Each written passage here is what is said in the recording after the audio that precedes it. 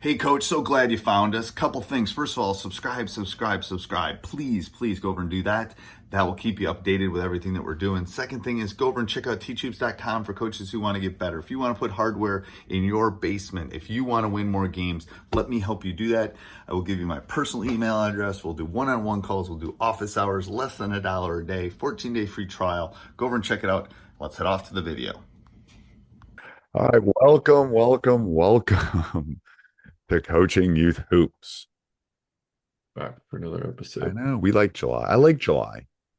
July in Wisconsin's good.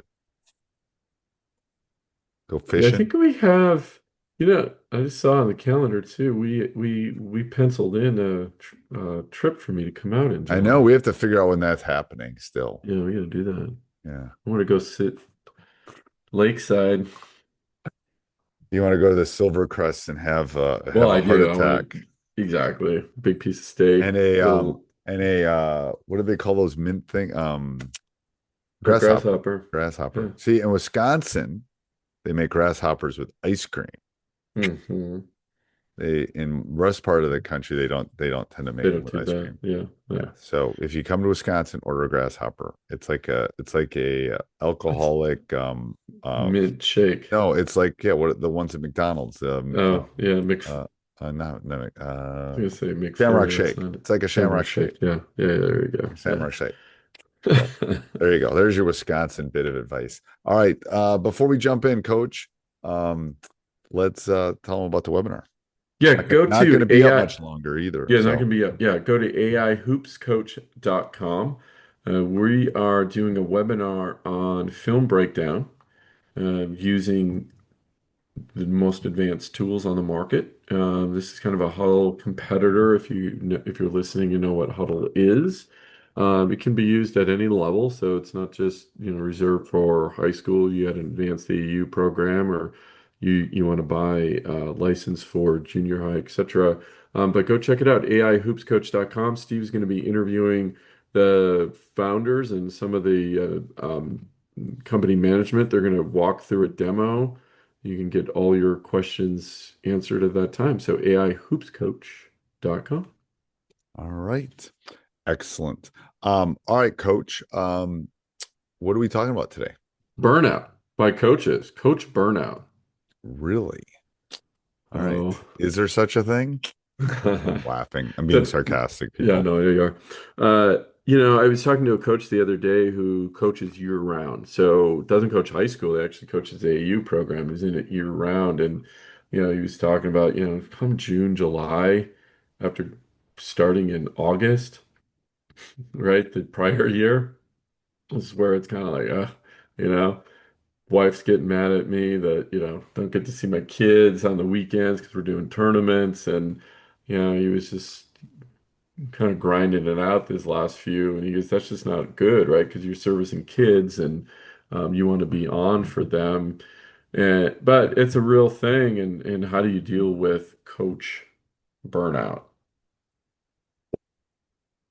Hold on. I do think it's a real thing. I think it's about balance. For someone that's coached 30 plus years, you have to be able to turn it off. You have Mhm. to turn it off. Like you have to find ways not to do it. For the youth coaches, you can't. I mean, there's a reason high school, I mean, dinosaurs are like coaches that coach 25, 30 years now. Because it's Yeah. 24/7, 365 days, and expectations are there. So part of that is finding a good summer program or a good AU program that will help support you, maybe give you an assistant, but not over schedule you every weekend, give maybe every other weekend. And there's got to be some balance, life balance, I think. Yeah, definitely life Um, balance. And I and think that's how you avoid the burnout, I think. well, and you have to recognize it early enough where, if you find yourself taking it out on the kids or getting frustrated a lot quicker, not wanting to go to practice, you know what that feels like. So maybe, yeah, just take a time out once in a while and say, do I need a break from this? Do I need a weekend off? Do I need a week off? I mean, even if you're practicing twice a week, but you're doing it, Right. year round, after work a lot of times, right? Those days are long, right? I go, 8 to, the time I get home is 8 to 8:30, Right. right? So those are long, long days. Um, and you just have to recognize it, take a time out, do something, get away from the game, get away from the kids, uh, sharpen the saw.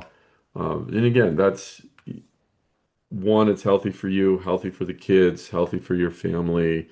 It's hard as a coach because we all love it, but you're no good when you're about to burn out. Right. Or the biggest thing, one of the lessons I learned, as coaches, we don't make a lot of money, and when you feel No. like the game owes you something, Right. that's when you either take a break or stop, right?